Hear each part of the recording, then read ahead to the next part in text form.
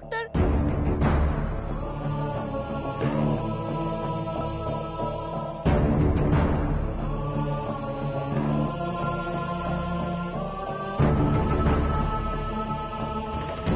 ఎమర్జెన్సీలోకి shift చేయండి. Doctor అమ్మ మీరు ఇక్కడే ఉండండి.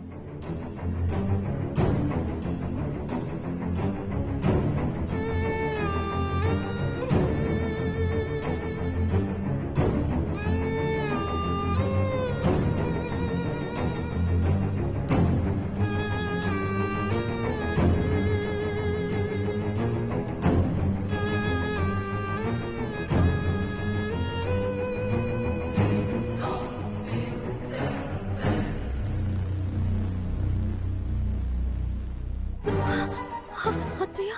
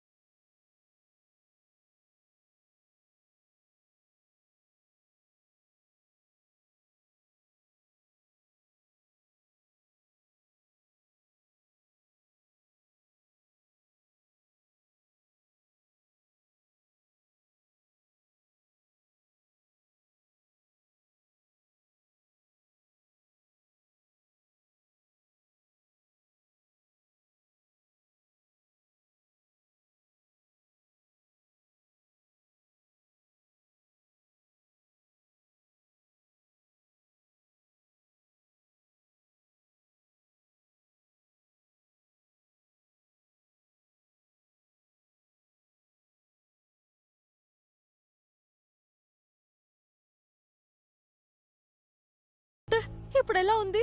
మీకు ఆయన ఏమవుతారు? మా నాన్న డాక్టర్. ఆయనకి లంగ్స్ లో ఇన్ఫెక్షన్ బాగా ముదిరిపోయింది. త్వరగా ట్రీట్మెంట్ స్టార్ట్ చేయాలి. అయితే అయితే వెంటనే ట్రీట్మెంట్ మొదలు పెట్టండి డాక్టర్. దానికి చాలా ఖర్చు అవుతుందమ్మా. ఎంత అవుతుంది డాక్టర్?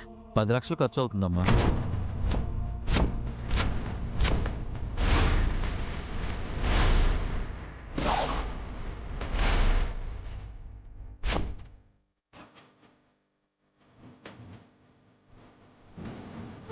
అబ్బ, 10 లక్షలా? అవునమ్మా. దీనికి ముంబై నుంచి స్పెషలిస్టుని పిలిపించాల్సి ఉంటుంది. వాళ్ళు ఒక్కరోజుకి 2 లక్షలు ఛార్జ్ చేస్తారు. అలా మనం 5 టైమ్స్ చేయాల్సి ఉంటుంది. టైం మిస్ అవ్వకుండా చేస్తేనే మీ నాన్న మీకు ప్రాణాలతో దక్కుతాడు. ఏ ఒక్క సిట్టింగ్ లేట్ చేసినా మీ నాన్న ప్రాణానికే ప్రమాదం. లేదు డాక్టర్, మా నాన్న బ్రతకాలి, మా నాన్న మాకు దక్కాలి. డోంట్ వరీ, మీరు వెళ్ళి అడ్వాన్స్ కట్టండి, ట్రీట్మెంట్ స్టార్ట్ చేస్తాం. అలాగే డాక్టర్, అలాగే. మీరు జాగ్రత్తగా చూస్తూ ఉండండి. కుందనా, ఇప్పటికిప్పుడు 10 లక్షలంటే ఎక్కడి నుంచి తీసుకొస్తావు?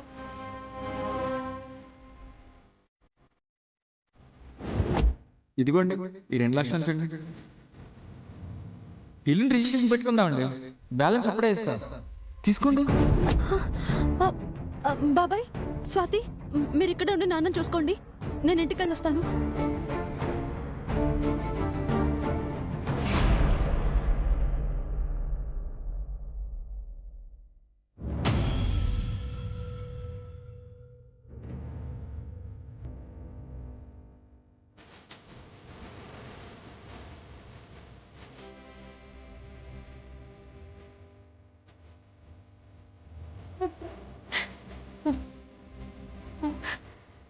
హేమ పెద్ద కాలంలో దూకిందంటొదినా. అందులో దూకిన వాళ్ళ శవాలు ఇప్పటి వరకు ఒక్కటి కూడా కనిపించలేదు.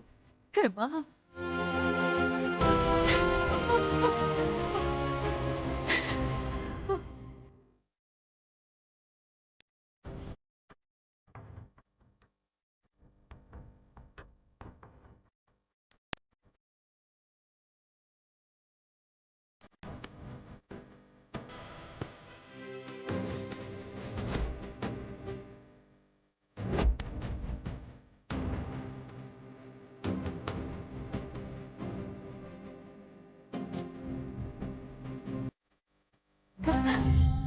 కుందనా,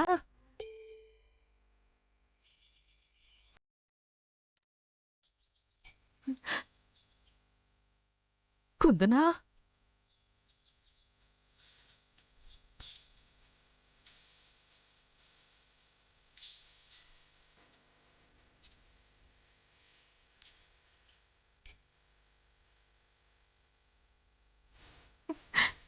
కుందనా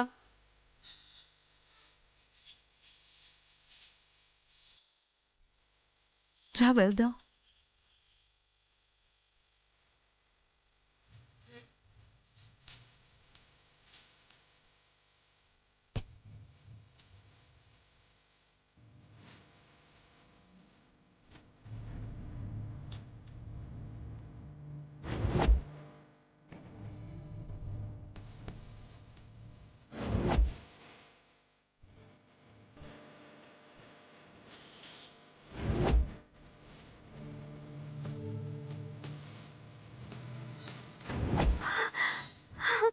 అక్క అక్క అత్తయ్య అత్తయ్య అక్కను చూసావా?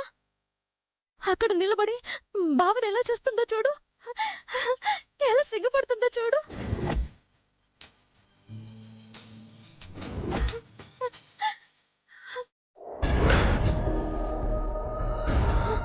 అత్తయ్య అత్తయ్య, నాన్న హాస్పిటల్లో ఉన్న విషయం అక్కకు చెప్పకండి. తను చాలా బాధపడుతుంది అత్తయ్య, అర్థమైందా? అసలే నీ నోట్లో ఏమీ దాగదు. ఈ విషయం అక్కకి చెప్పావంటే అక్క అస్సలు తట్టుకోలేదు. కుందనా నాన్న హాస్పిటల్ నుంచి తిరిగి వచ్చేంత వరకు అసలు అక్కతో ఏమీ చెప్పద్దు, అర్థమైందా?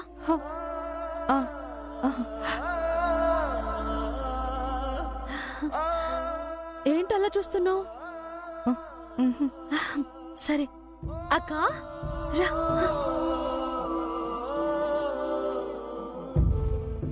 కుందనా కుందనా అక్క అక్క అక్క, ఓ కిచెన్ లో ఉన్నావా? వేడి వేడి కాఫీ తీసుకురా అక్క, ఒంట్లో అస్సలు ఓపిక లేదు.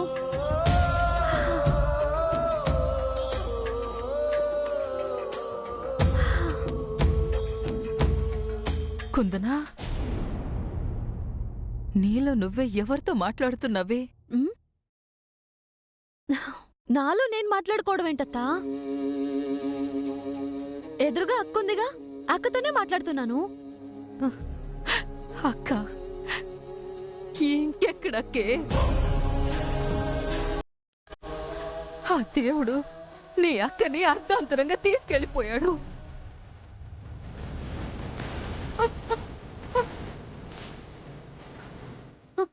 అక్క అక్క చనిపోవడం ఏంటి?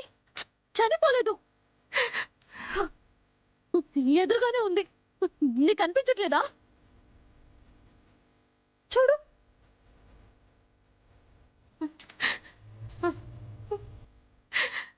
అక్కడ ఎవ్వరూ లేరే. నువ్వు భ్రమ పడుతున్నావు. మీ అక్క పెద్ద కాలంలో దూకిందే.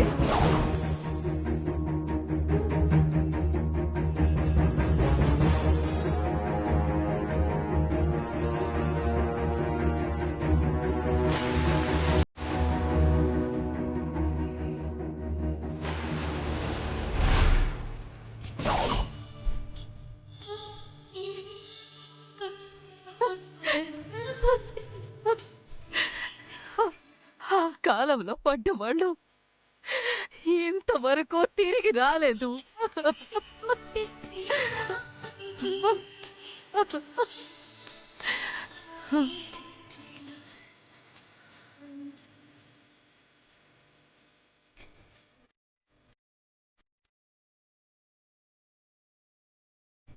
అక్క రాదే, ఇంకెప్పటికీ తిరిగి రాదు. అక్క మనల్ని విడిచి వెళ్ళిపోయిందా? వెళ్ళిపోయింది, మనల్ని వదిలి వెళ్ళిపోయింది.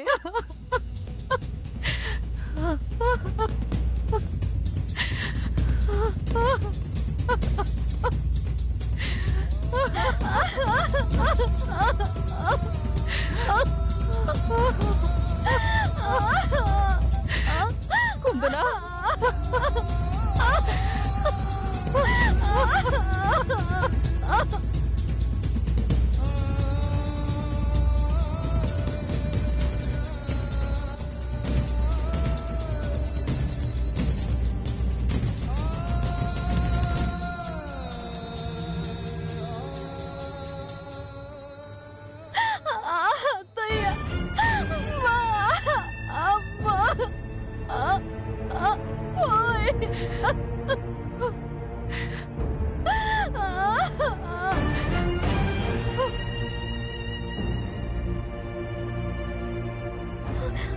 అత్తయ్య,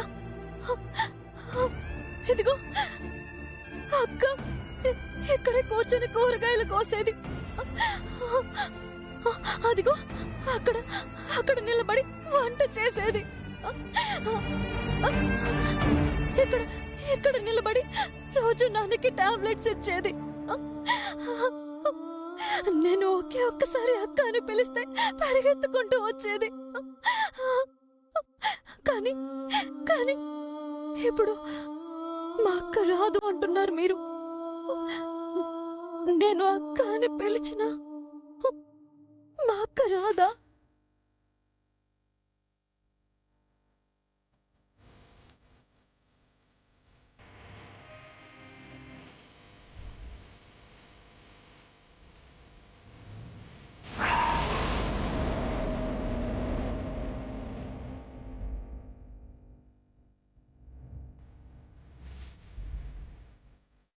నేను దురదృష్టవంతురాలిని. మా అక్కని కాపాడుకోలేకపోయిన దురదృష్టవంతురాలిని. అమ్మా కుందనా, ఊరుకోవే. నువ్విలా గుండెలు పగిలేలా ఏడ్చినా పోయిన మీ అక్క తిరిగి రాదే. అత్తయ్య, రేపటి నుంచి నన్ను నిద్ర లేపేవారెవరు అత్తయ్య? నేను అన్నం తినకపోతే నన్ను బ్రతిమలాడే వాళ్ళెవరు? నేనెవరినైనా కోప్పడితే నా మీద కోప్పడే వాళ్ళెవరు? పొగిడితే ఆనందపడే వాళ్ళెవరు అత్తయ్య? అక్క నన్ను నన్ను అక్కల కాదత్తయ్య, మా అమ్మలా పెంచింది అత్తయ్య. మా అమ్మ వెళ్ళిపోయింది, మా అమ్మ వెళ్ళిపోయింది. కుందనా, కుందనా, అమ్మ కుందనా, వద్దే.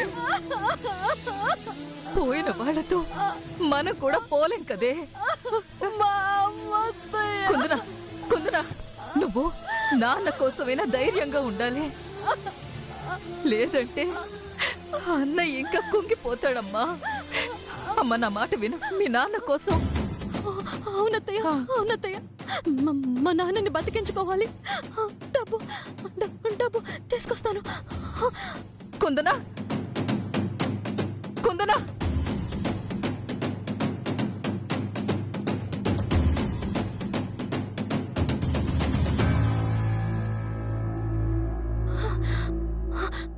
అత్తయ్య 2 లక్షలున్నాయి. వెంటనే వెళ్ళి నాన్న ట్రీట్మెంట్ కి అడ్వాన్స్ కడదా. అగ్గో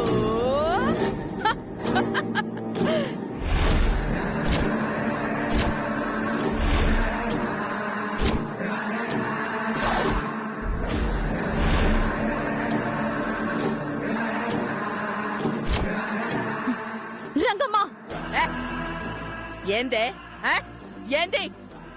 మర్యాదగా డబ్బులు ఇవ్వు. ఈ మర్యాదలు నాకు తెలుసు. నాకు ఇయ్యాల్సిన నా అప్పు పైసలు తీసుకున్నా. అప్ప నీకింకా అప్పేమున్నా? అబ్బో ఏంది? అక్క చనిపోయేసరికి దిమాగ్ ఖరాబ్ అయిందా ఏంది? నీకేం అప్పున్నా అని అడుగుతున్నావు? ఫంక్షన్ హాల్లో ఏం మాట ఇచ్చినావు యాద్ మర్చినవా? ఈ పెళ్లి అయిన మరుక్షణం ఈ పెళ్లికైన ఖర్చంతా మేమే భరిస్తాం. ఫంక్షన్ హాల్ ఖర్చులు, పెండ్లి ఖర్చులు, క్యాటరింగ్ ఖర్చులు అన్ని సరి మాట ఇచ్చినవా లేదా? అందుకే ఫంక్షన్ హాల్ మేనేజర్ ని అగో క్యాటరింగ్ అతన్ని ఎంటేసుకొని వచ్చిన. ఆ పెళ్లి జరుగుతుందని నీకు మాటిచ్చాను, కానీ మా అక్క పెళ్లి జరగలేదు కదా. అగ్గో మాటిచ్చినవు కాబట్టి డబ్బులు కట్టాలి. అయినా లాంఛనాలు ఇయ్యలేక పెళ్లి మధ్యలాపి మమ్మల్ని అవమానించినావు కదా. గందుకే మీరే కట్టాలి. మీరు కట్టకుంటే మీ తాత వచ్చి కడతాడా? గందుకే పైసలు తీసుకున్నా. ఒక్క రోజు మాకు అవకాశం ఇచ్చుంటే మా అక్క పెళ్లి చేసుకుని మీ ఇంట్లోకి వచ్చేది. మా అక్క ప్రాణాలతో ఉండేది. అయినా గిల్లొల్లి గీ ఏడుపులు ఇవన్నీ నా కాడ కుదరవు. వస్తా.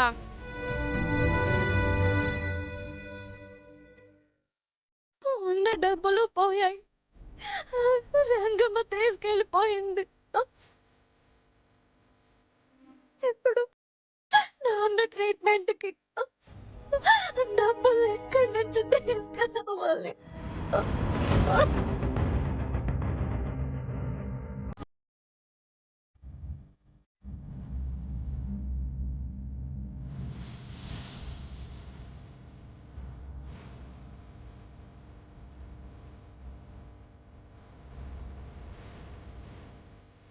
కుందనా, నువ్వు కంగారు పడుకు. పెళ్లికి ముందు నా ఇల్లు అమ్మాను కదా, ఆ అబ్బాయిని కలుద్దాం. ఆ ఇల్లు రిజిస్ట్రేషన్ చేసుకుని మిగతా డబ్బులు ఇమ్మందాం. ఆ డబ్బుతో మీ నాన్నకి ట్రీట్మెంట్ చేయిద్దాం. అవునత్తయ్య, వెంటనే వెళ్ళి అతన్ని కలుద్దాం కదా.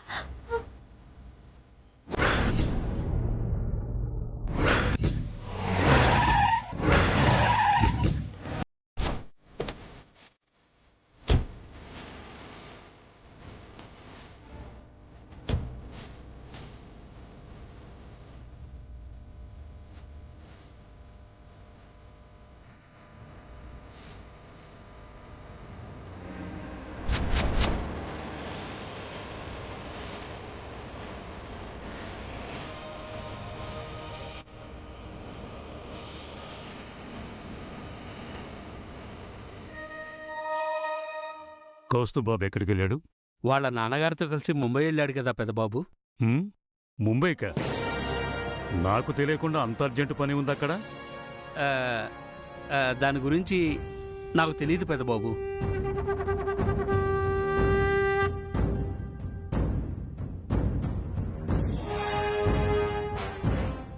నమస్తే అమ్మా. మావయ్య గారు,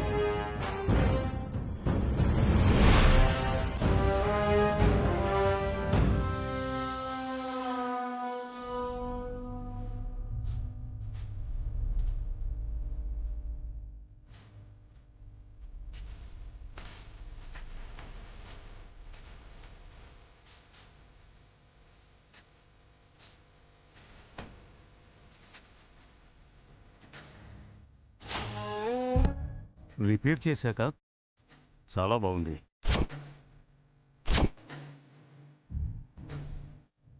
అవును, మీరు పెళ్లికి వెళ్ళారని చూడమని చెప్పింది.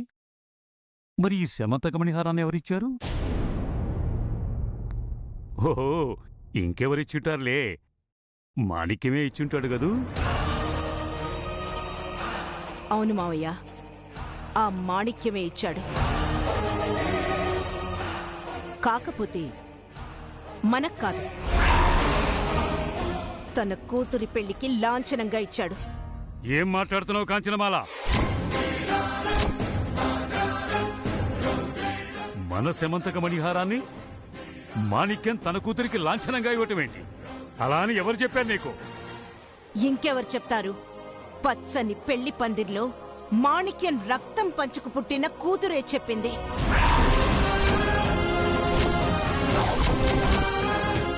మీ శమంతక మణిహారాన్ని మా అక్కకి లాంఛనంగా ఇచ్చామని.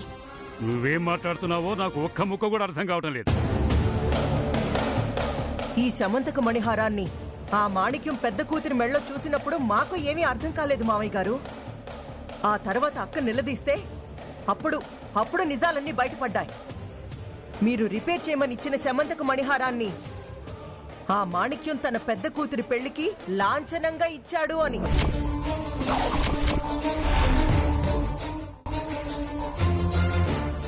మేము ఆ పెళ్లికి వెళ్ళాకే తెలిసింది. అక్కడ జరుగుతుంది మాణిక్యం కూతురు పెళ్ళని. ఈ శమంతక మణిహారాన్ని తన కూతురి పెళ్లికి లాంఛనంగా ఇచ్చి మనల్ని మోసం చేశాడని.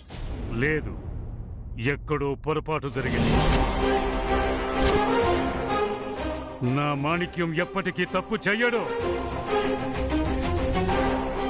ఇలా మీరు గుడ్డిగా నమ్మబట్టే మన వంశ గౌరవమైన సమంతక మణిహారాన్ని ఆ నీచుడు దోచుకోవాలని చూశాడు. కాంచనమాల! అవును మావయ్య, ఆ మాణిక్యం తప్పు చేశాడు. మన కళ్ళు గప్పి ఈ సమంతక మణిహారాన్ని తన కూతురికి లాంఛనంగా ఇవ్వాలని చూశాడు. సమయానికి మేం వెళ్ళబట్టి సరిపోయింది, లేదంటే ఈ హారం మనకి దక్కుండేది కాదు. పెళ్లి కానుకగా ఆ రంగం ఇంటికి చేరుండేది.